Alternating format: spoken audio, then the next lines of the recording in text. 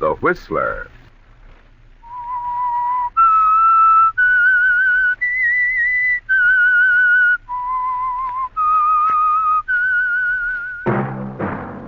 Sit back and enjoy another strange story by The Whistler.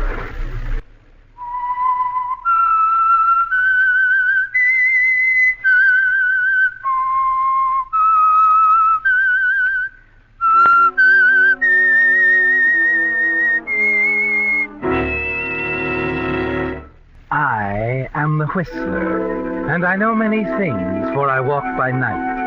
I know many strange tales hidden in the hearts of men and women who have stepped into the shadows. Yes, I know the nameless terrors of which they dare not speak. And now, The Whistler's strange story, Borrowed Byline.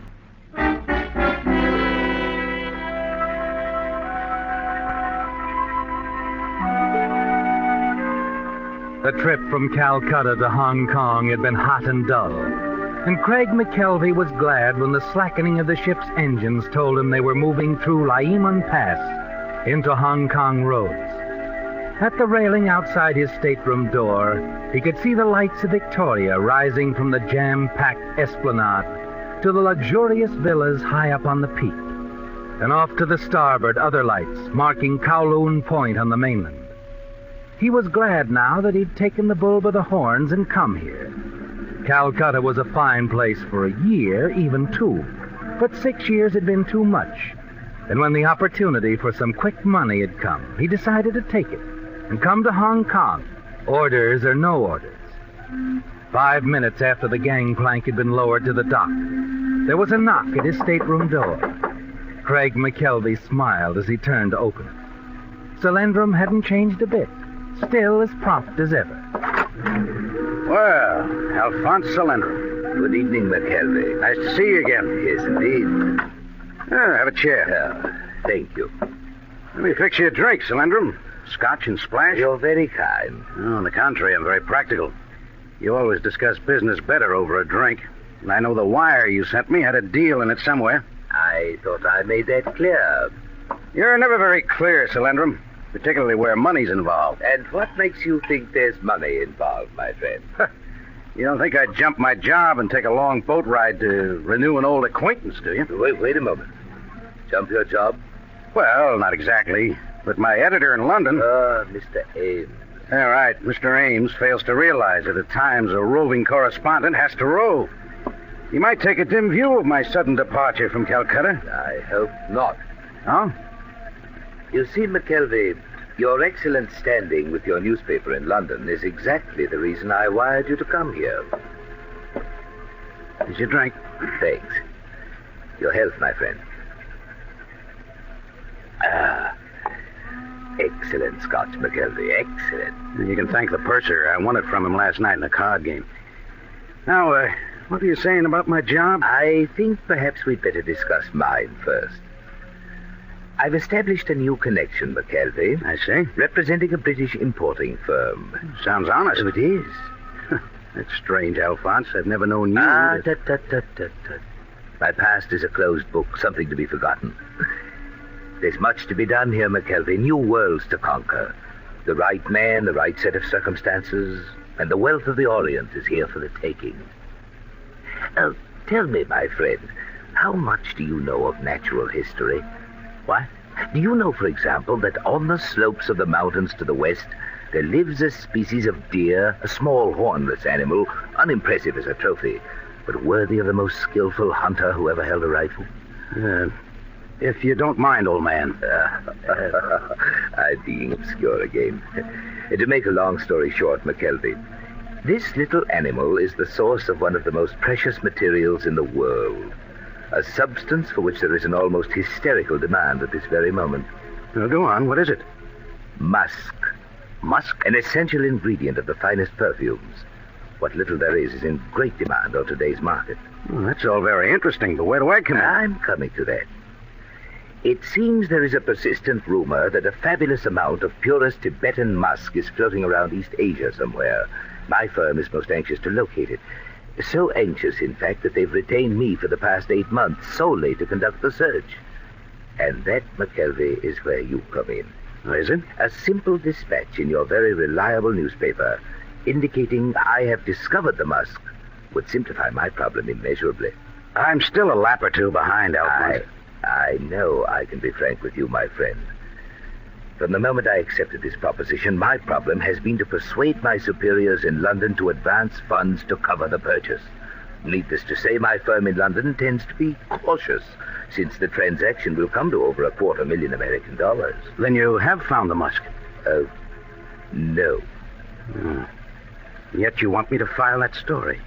Oh, come, McKelvey, you haven't developed any moral compunctions after all these years? No, just being practical again, Alphonse. You'd never get away with it, you know.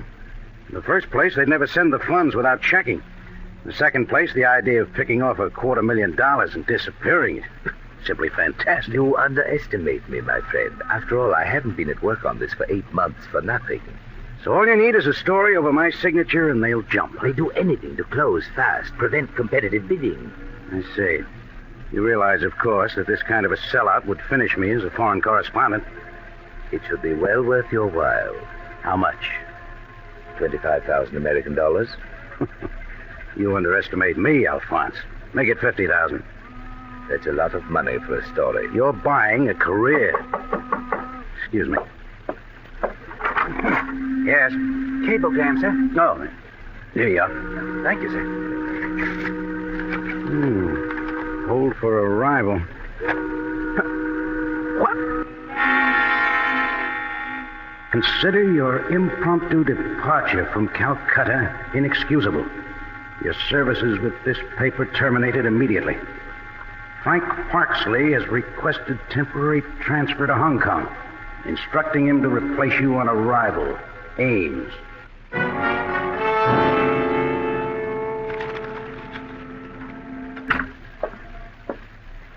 Anything interesting in your cablegram? Oh, nothing much. It was from Ames. Just another raise. Oh, that's very fortunate. Your reputation with your paper must remain unimpeachable, McKelvey, until the story is filed. Yeah, I realize that. Now, how about the price? $50,000 it is. Good. When do I file it? After I prepare the way in London. We must be cautious now. Can't afford to be seen together. Suppose I meet you tomorrow night at 9 at the Twin Dragon Bar? Right. Well, Alphonse, here's to the story. Yes, my friend. To your story.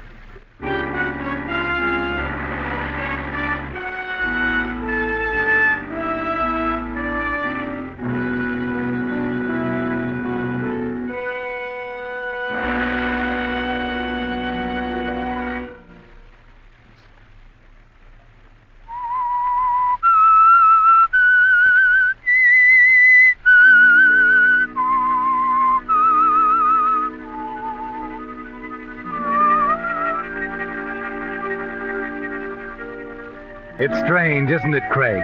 At the very moment it became clear that your position with the paper in London meant everything to you, with Alphonse Salendrum sitting there in your stateroom ready to pay you $50,000 for that false dispatch. The crushing wire from Ames discharging you arrived to change it all. You realized, of course, that Salendrum must never know about it. And even as you tore up your editor's message discharging you and turned to Salendrum, you were trying frantically to think of some way the story could be filed and published the following day in London. Salendrum's gone now, and you sit alone in your stateroom for a long time thinking. You remember that no one knows you in Hong Kong. Decide for the time being it has to stay that way. A few minutes after leaving the ship, you check in at a nondescript waterfront hotel. You've never been one to apologize, Craig, but this time it's got to be. You hurry down to the cable office, scribble the message out, and hand it to the clerk. Let me see now.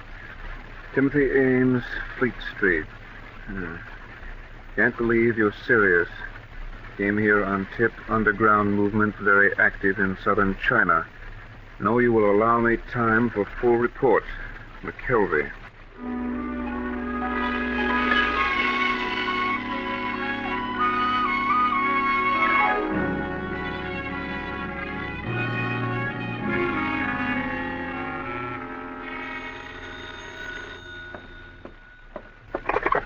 Yes.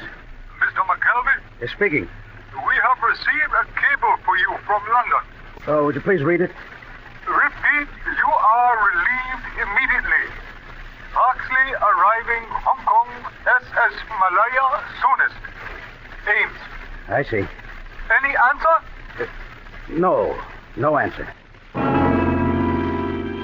But at that moment, Craig, as you hang up the receiver, you know there has to be an answer. That the story must be filed somehow, even if you have to use Frank Parksley's name. That with $50,000 involved, nothing is going to stop you. You call the porter's desk. Porter's desk. When is the steamship Malaya due in? Malaya? Sunday night. Thanks.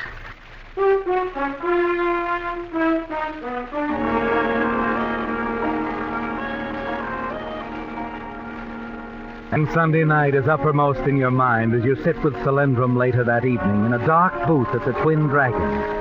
Going over the text of the story you know you'll have to file under Frank Parksley's byline. You've got that straight, McKelvey. Negotiations are underway. Mind you, nothing more. We must not imply the deal is anywhere near closed. No, of course. There must be a competition, you see. Rival offers, higher bids. I see. When does it go? Tonight. Tonight, huh? Yes, we can move fast now. Everything's in readiness. Oh, aren't you being a little hasty? Why do you say that? Well, it's very simple. The heaviest advertising days are at the end of the week. Our story might end up on the press room floor. Oh. Well, then, what do you suggest? Sunday night. We can't miss if we aim for Monday's late edition. Oh. Well, I hate to wait now. You've got to wait if you want to be sure. Well, all right, McKelvey. I'll leave it up to you. Sunday night.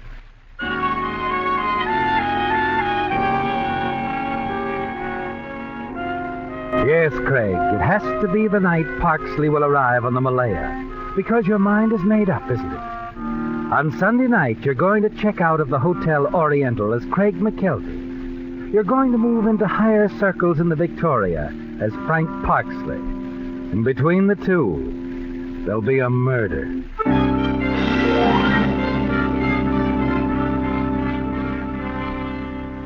Sunday night finds you at the dock waiting, looking up at the sleek side of the passenger vessel that just pulled in, the SS Malaya.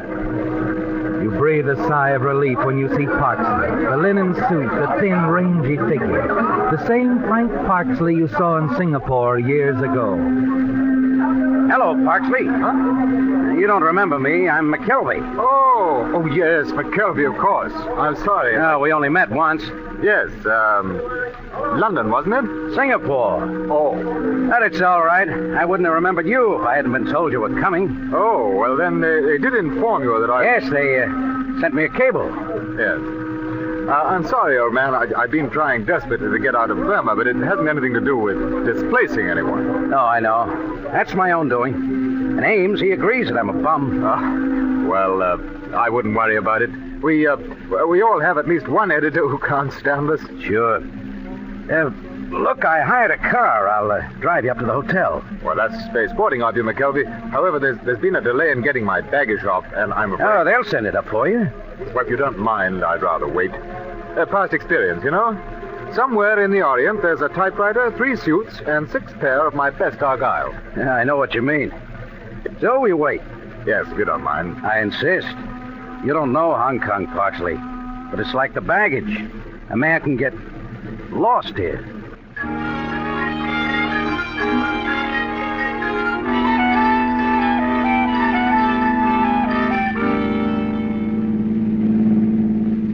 I was a little surprised when they named you as my replacement, Parksley.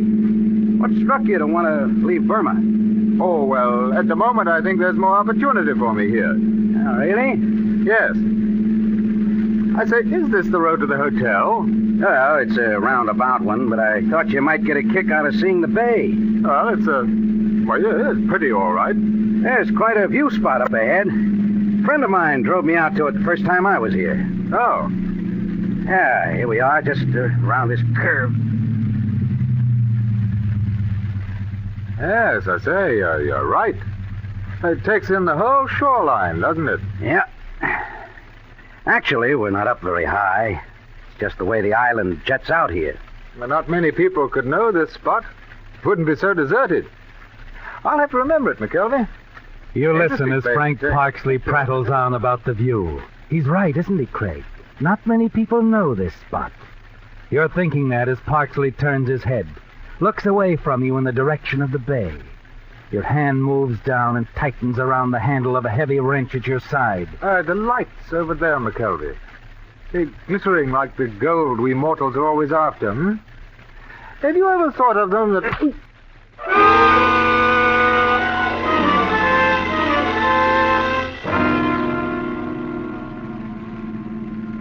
The drive back to town gives you your first chance to really let down since meeting Frank Parksley. It's over now, Craig.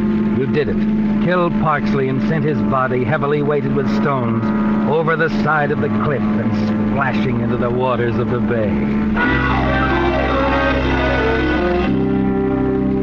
You're glad now that he insisted on waiting for his luggage. You have a use for it, haven't you? Yes, at Parksley's hotel. But not before you return the rented car and attend to a few things at your own hotel. Oh, you leave, Mr. McKelvey? Yes, checking out, Sam. Getting passage on the Malaya.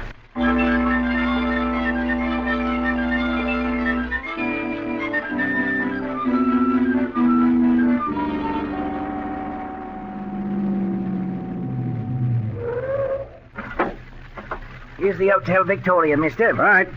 There, here you go. Oh, thank you.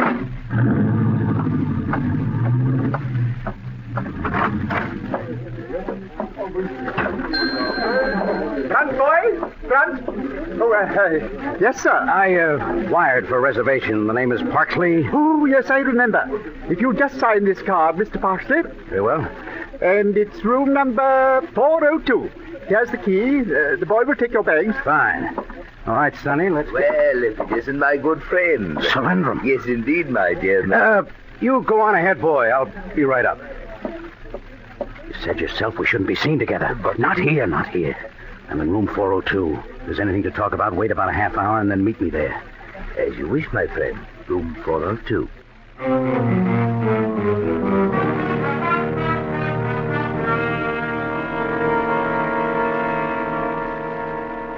Oh, hello.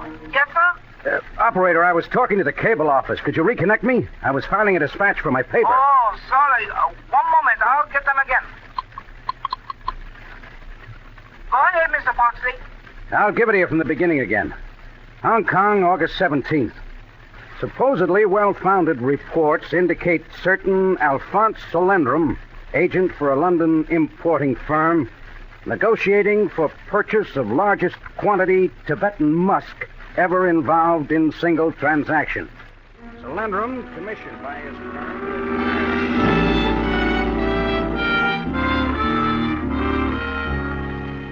A few minutes later and it's over, isn't it, Craig? You hang up the phone, sit back and breathe a sigh of relief.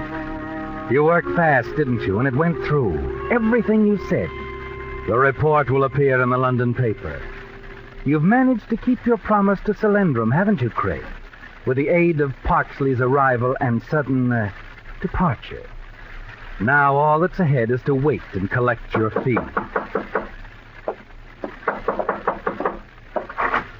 Hello, my friend. Come on in, Solandrum.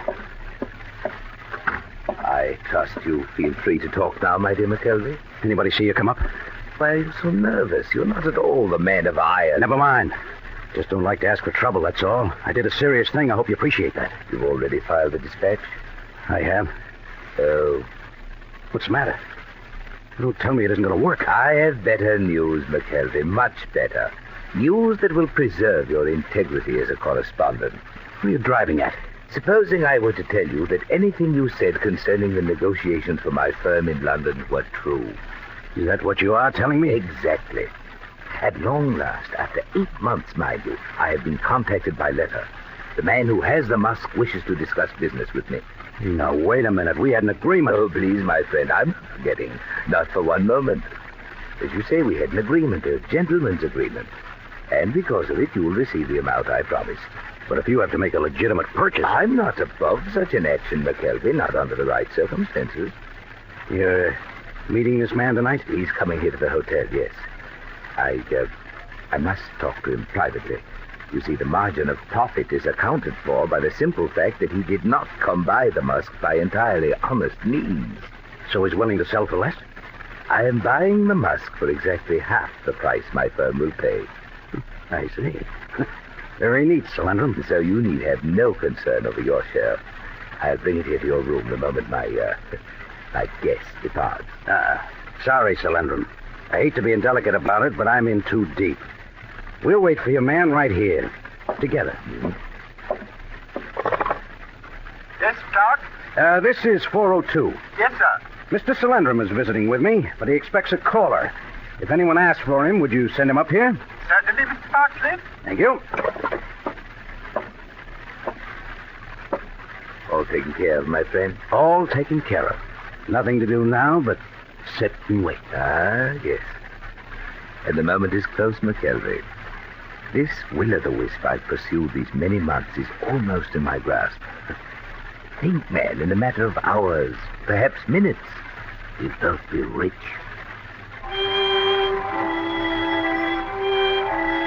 And you are thinking, aren't you, Craig? There's a tense, nervous feeling inside you. And you know Solandrum senses it too. Both of you sit there in silence, waiting.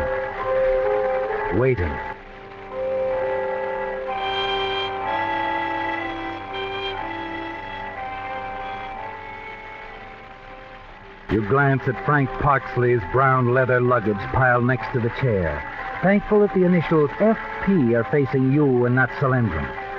It's too late to even wish now that you'd thrown it into the bay along with the body of its owner. 11 o'clock. 11:30. 12. You're both wondering now. So many things could go wrong. So much could happen to a man alone in Hong Kong, with over $200,000 in his hands. And then...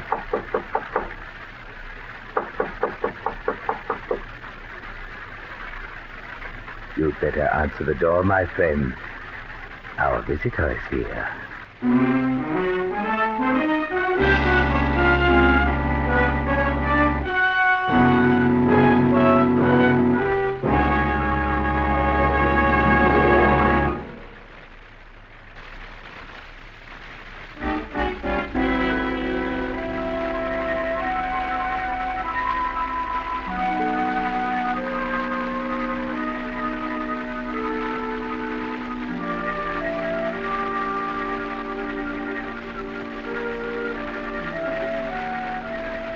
For a moment you can't move, can you, Craig? Then suddenly you find yourself on your feet.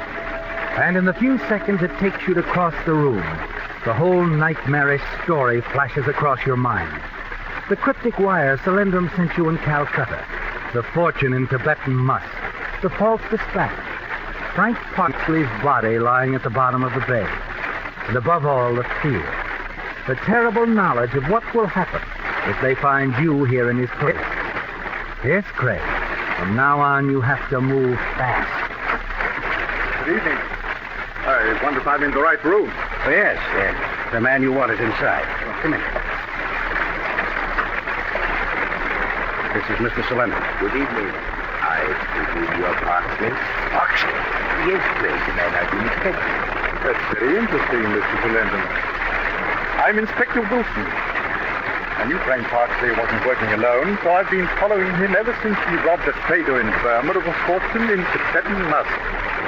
Well, this is obviously something between you two gentlemen, so I'll... Oh, no, my friend, don't go. You're in this, too. You're quite right. You see, after tracing Parksley this far, I lost track of him momentarily. Disappeared. Quite remarkable. Then this afternoon, some fishermen reported a body visible at low tide in the shallow water off Crown Point. A body? Yes. Parksley's body. Now, suppose you tell me, which one of you killed him? Now, wait a minute. We haven't seen this Parksley. You registered here in his name? But we haven't seen him. We were waiting for him. Then how does it happen that his luggage is there by that chair? I'd know it anywhere. Or do. I've followed it long enough. You see, some of that luggage contains the stolen musk. What? I said that luggage contains the stolen mask. Interesting, eh?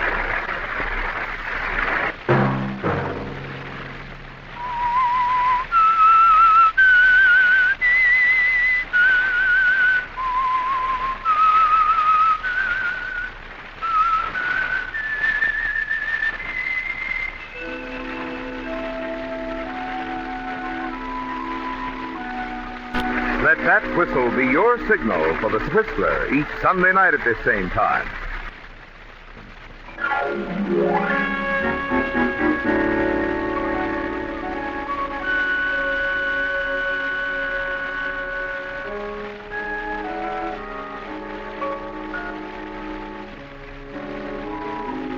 Featured in tonight's story were Bill Foreman as the Whistler, Jack Moyles, Marvin Miller, Ben Wright, Raymond Lawrence, and Byron Kane. The Whistler was produced and directed by George W. Allen, with story by Joel Malone and Harold Swanton. Music by Wilbur Hatch. Remember to tune in at this same time next Sunday to see another strange story by The Whistler. Marvin Miller speaking. This is the CBS Radio Network.